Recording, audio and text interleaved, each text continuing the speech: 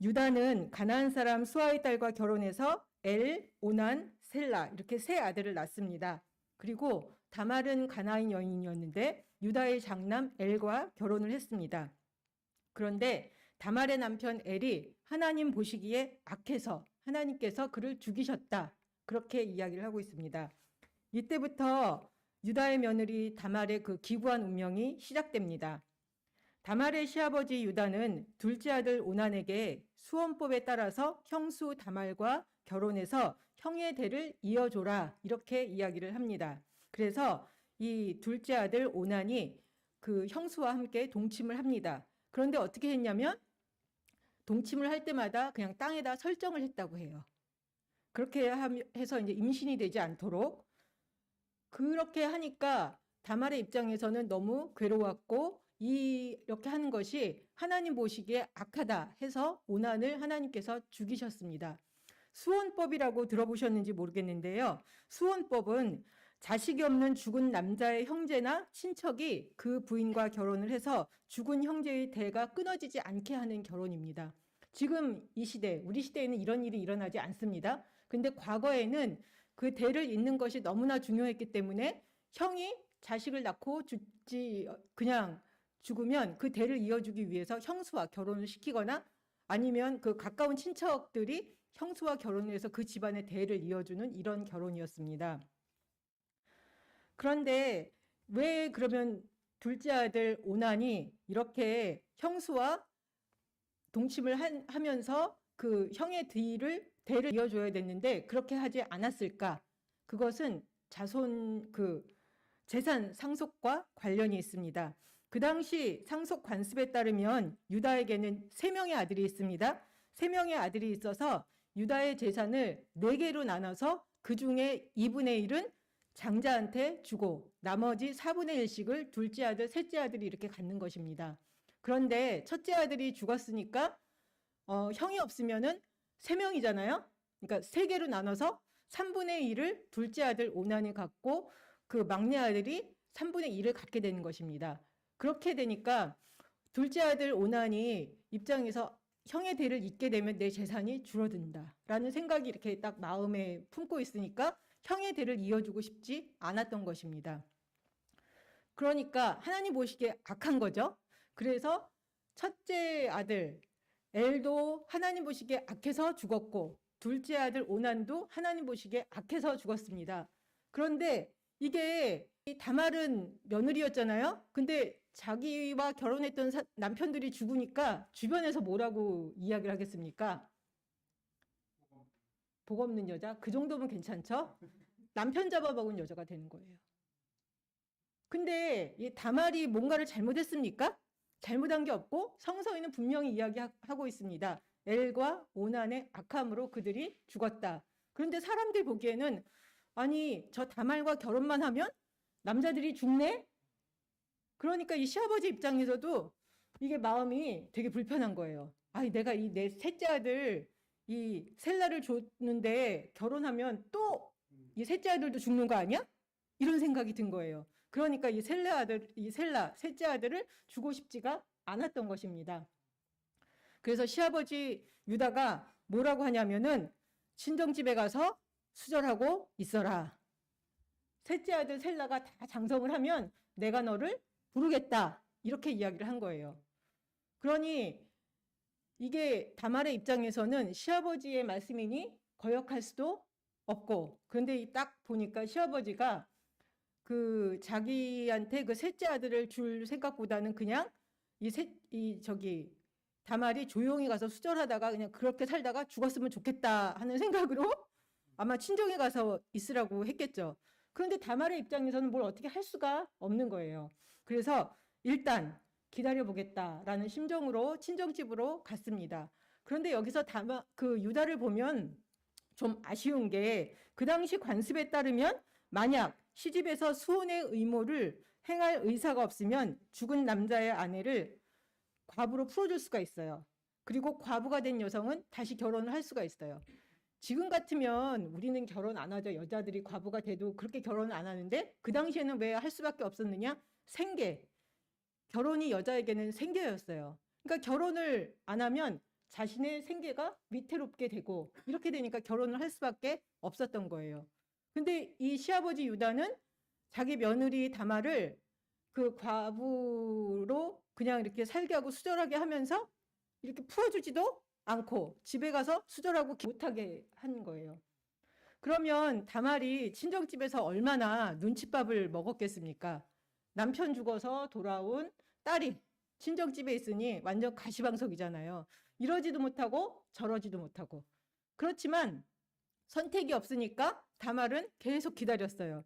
기다렸는데 이 시아버지 유다가 막내 아들 셀라가 장성했어도 부르지를 않았습니다. 그걸 딱 보면서 혹시나 했는데 역시나 나를 버리셨구나. 아마 다말의 입장에서는 굉장한 배신감을 느꼈을 것 같습니다. 다말은 아마 수혼법에 따라서 시아버지에게 아버님, 이 셋째 아들 다 컸으니까 저랑 결혼시켜 주세요라고 얘기를 해볼까? 하고 아마 생각을 해 봤겠죠? 그런데 시아버지 유다가 그 이야기를 들어줄까요? 들어줄 것 같았으면 그렇게 보내지 않습니다. 그러니까 이게 답이 안 나오니까 그렇게 할 수도 없었고 어쩌지? 그러면서 이제 시간이 갔습니다. 남편도 없고 자식도 없는 다말, 명목상으로는 유다 집안의 며느리였지만 유다 집안에 그녀의 자리는 없었습니다. 친정집에 그녀의 자리가 있습니까? 없습니다. 완전히 사회적으로 죽음의 그 상태에 이른 것입니다.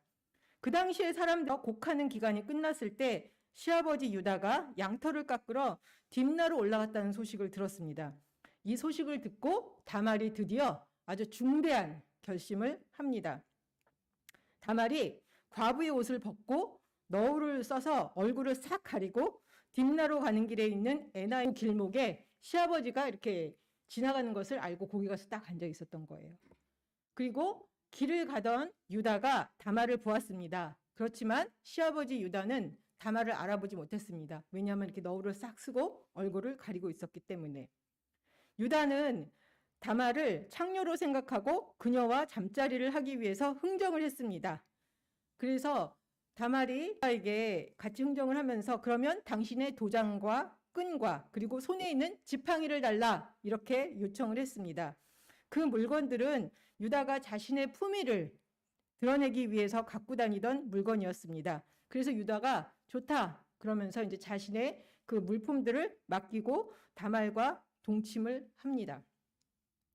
다말은 집으로 돌아와서 너울을 벗고 도로 과부의 옷을 입습니다. 그런데 이 사건을 계기로 다말은 유다의 아이를 임신합니다. 아마 여러분은 그렇게 생각하실 거예요. 어떻게 그런 일을 벌일 수가 있어?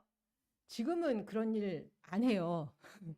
근데 그 당시에는 이게 그 수혼법이라는 그 법으로 따져보면은 말로는 가능해요. 말로는 가능하지만 실제로 사람들이 그것을 행동으로 옮기지는 않죠. 왜냐하면 시아버지와 며느리의 관계니까 주로 형제들이 그 대를 잇기 위해서 형수와 이렇게 동침하고 결혼을 하는 그 방식을 택한 것이었죠. 그런데 다말은 기약 없이 버려진 여자가 되느냐 아니면 유다 집안의 여자라는 지위를 확보하느냐라는 선택을 하는 그 상황에서 목숨을 건 아주 위험한 선택을 한 것입니다. 여러분이 다말과 같은 입장이라면 어떤 선택을 하시겠습니까? 우리 한번 손들어 볼까요? 나는 그냥 수절하다가 죽겠다. 한번 손들어 보세요. 네, 나는 다말처럼 한번 해보겠다. 아무도 손 안 드시네요. 한 분 손 드셨어요. 예. 저는 신앙생활을 20대 후반에 시작하면서 모르겠어요. 아무도 그렇게 말하지 않았는데 그냥 순종, 그냥 따라 산다. 그냥 이렇게 생각해서 아마 예전 같았으면 그냥 수절하다가 죽는 게 낫지. 이렇게 생각했던 것 같아요. 근데 저는 다말 이야기를 보면서 굉장히 도전을 받았어요. 성서가 굉장히 역동적이구나. 아, 하나님이 그 예수님의 족보에 아무나 올리는 게 아니구나. 이게 오를 만한 발견을 했어요. 다말을 보면서 정말 그 삶의 그 생명력, 역동성이 이렇게 막 일어나는 걸 봤어요. 그리고 아까 제가 말씀드렸지만 법 감정으로는 수혼법이라는 그 법 감정으로는 하자가 없어요. 된다니까요, 그게. 친척이기 때문에 돼요. 그렇지만 일반적으로 사람들이 시도하지는 않습니다. 그렇지만 그렇게까지 그 생각을 했다는 거는 자기가 그냥 그렇게 수절하다가 죽겠다라는 생각이 아니라 나도 한번 내 삶의 자리를 이 세상에 살면서 만들어 보겠다. 살아보겠다. 내 남편의 대를 이어보겠다라는 그런 열망이 있었던 거예요. 그런 열망이 있다면 우리는 한번 생각해 봐야 될 것 같아요.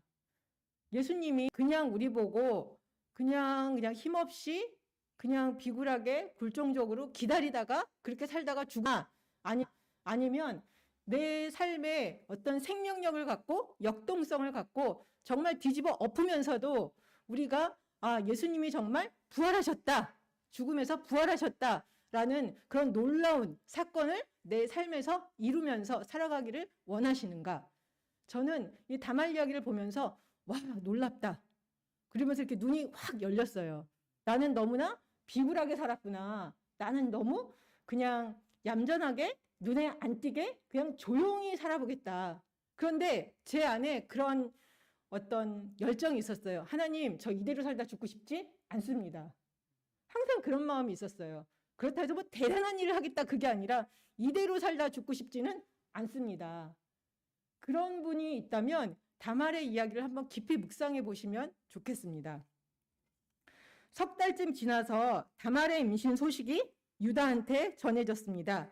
그런데 친정에 가서 수절해라 이렇게 얘기하면서 그 며느리를 돌보지도 않고 이렇게 그냥 그렇게 살다 제발 좀 죽어줘라 이렇게 생각을 했는데 그 며느리가 임신을 했다네요. 그랬더니 유다가 어떻게 했냐면 당장 데려다가 화형을 시켜라 이렇게 나오는 거예요. 이게 정말 아주 이중적인 태도죠. 그냥 조용히 그냥 지나치지 않았구나. 그래서 유다는 다말이 나보다 옳다. 내가 다말을 내 아들 셀라와 결혼시켜야 했다라고 말하면서 자신의 잘못을 시인하고 자기 집안의 며느리로 다시 받습니다. 아주 통쾌한 장면이죠. 놀라운 일인 거예요. 근데 어떤 분이 예전에 제가 이 유다의 며느리 다말과 유다 이야기를 했더니 뭐라 그러시냐면 유다도 대단하다는 거예요. 나 같으면 그거 내 물건 아니야. 그리고 죽여버렸을 거라는 거예요. 네, 들어보니까 그래도 유다는 마지막에 양심은 있었던 것 같아요. 저거 내 물건이다. 내가 잘못했다라고 시인을 했잖아요. 그렇게 자기 잘못을 시인한 유다도 대단한 사람이다라고 얘기를 해서 전 속으로 유다가 뭘 대단해 이렇게 생각을 했는데 보고 또 보고 그러니까 나도 그 상황이 됐을 때 이렇게 딱 내 잘못을 드러냈을 때 저한테 주십시오. 그러면서 동시에 확 어떻게 보면은 진리가 드러나는 거죠. 진실이 드러난 거죠. 그러니까 이 다말의 전략도 보면은 딱 드러난 거예요.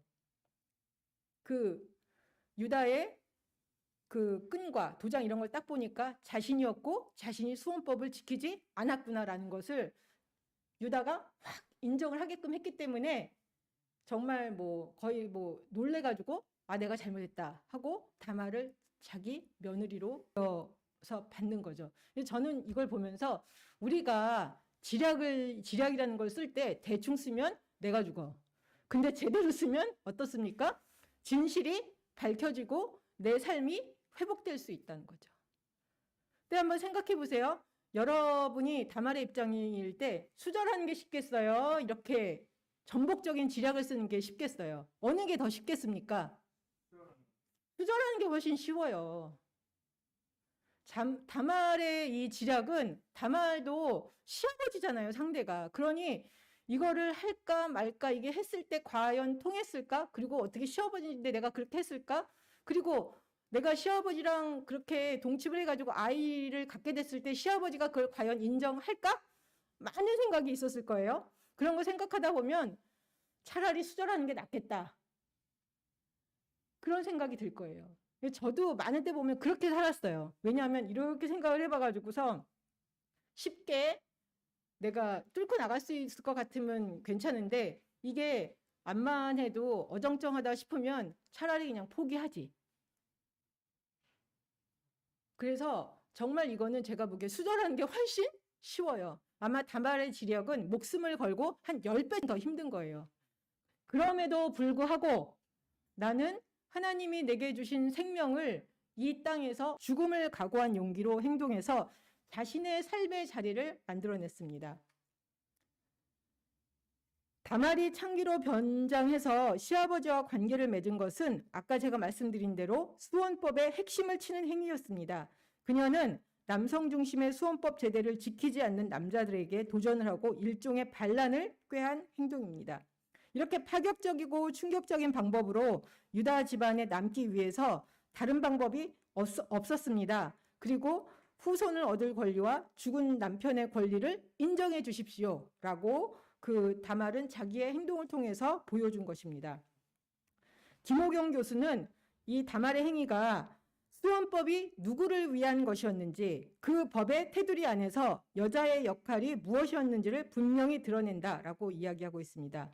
문제의 핵심은 다말의 비정상적인 행위가 정상적이지 못한 제도에 묶인 여자가 정상인으로 살 수 있는 거의 유일한 길이었다. 이에 따라서 그녀의 충격적인 방법에도 불구하고 다말이 택한 방식은 그녀의 권리를 인정받을 수밖에 하는 그 사회가 갖고 있는 아이러니를 보여준다. 예. 그러니까 그 사회가 정상적으로 돌아가지 않기 때문에 그 사회에서 그 나름의 메커니즘에서 나는 어떻게 살아낼 것인가라고 생각을 했고 이런 지략을 썼다는 거죠. 이 모든 것이 정상적이고 그 다음에 이렇게 정의롭게 진행한다면 다말이 이런 방식으로 시아버지를 속여서 그 수원법의 그 핵심을 치는 그런 행동을 하지는 않습니다. 다말은 살아있으나 죽은 것 같은 삶을 살면서 유다 집안에서 희생될 수밖에 없는 상황에 처했습니다. 이러한 상황에 처한 여인들은 대부분 자신의 삶을 포기하고 가부장적 사회는 이를 희생의 미덕으로 미화시킵니다. 우리나라에도 과부에게 수절할 것을 요구하고 연료문 세워주고 그랬잖아요. 놀랍게도 다말은 남자 집안의 대를 잇기 위해서 여성을 철저히 도구화시키고 희생시키는 가부장적 틀에 일방적으로 순응하지도 않고 자신의 삶을 포기하지도 않았습니다. 이중적인 시아버지 유다의 태도에 다말은 전복적인 지략으로 시아버지 유다에게 수원법을 지켜주십시오 이렇게 요구했습니다. 다말은 암울한 자신의 삶을 포기하지 않았고 안주하지 않았습니다. 두려움과 불안 때문에 자신의 삶을 그냥 포기하고 그냥 이렇게 살다 죽자 이렇게 하지 않았다는 것입니다. 목숨을 걸고 자신의 삶과 자신의 자리를 만들어냈습니다. 다말 이야기는 우리에게 희생과 포기의 삶을 강요받는 사람들에게 통찰을 줍니다. 힘없는 자들에게 고통받아도 무조건 순종하고 희생하라는 메시지를 전하지 않습니다. 다말처럼 힘을 내서 자신의 자리를 만들어낼 수 있는 하나님의 지혜를 구하고 행동할 것을 이야기하고 있습니다. 나의 삶과 나의 자리는 다른 사람이 만들어주는 게 아닙니다. 내가 만들어내야 되는 겁니다. 내 자리를 만들고 지키는 것이 결코 쉬운 일이 어떻게 해결할 것인가에 관한 지혜를 구해야 합니다. 오늘 다말 이야기를 통해서 우리 자신을 돌아보고 힘을 내기 원합니다. 쉬운 일은 없습니다. 힘든 것에 대해서 왜 이렇게 인생이 피곤해? 힘들어? 고민하거나 갈등하지 마십시오. 왜냐하면 인생은 원래 그런 거예요. 저는 어떻게든지 편하게 살아보려고 어떻게 하면 덜 고생할까? 어떻게 하면 쉽게 갈까? 맨날 그걸 위해서 책도 많이 봤거든요. 답이 없어요. 제가 예전에 학교 교수님한테 어떻게 하면 공부를 잘해요? 그랬더니 선생님이 저를 쳐다보면서 예! 공부해야지. 인생의 답은 없어요. 그냥 내가 처한 삶에 내가 최선을 다하고 그냥 원래 삶이 그렇다는 것을 인정하고 이 상황에서 나는 무엇을 할 것인가. 그렇게 우리가 매 순간순간 이겨 나가야 되는 것입니다. 오늘 우리의 그 삶의 상황에서 나는 어떻게 살 것인가, 어떤 선택을 할 것인가, 그것은 나의 선택입니다. 함께 기도하겠습니다. 살아계신 하나님, 다말 이야기를 통해서 살아있는 생명력, 역동성을 봅니다. 어렵고 힘들 때 포기하지 않게 하시고 하나님의 힘과 지혜를 구하며 당당히 나의 삶과 나의 자리를 만들어가며 사는 사람이 되게 하여 주옵소서. 예수님의 이름으로 기도드립니다. 아멘.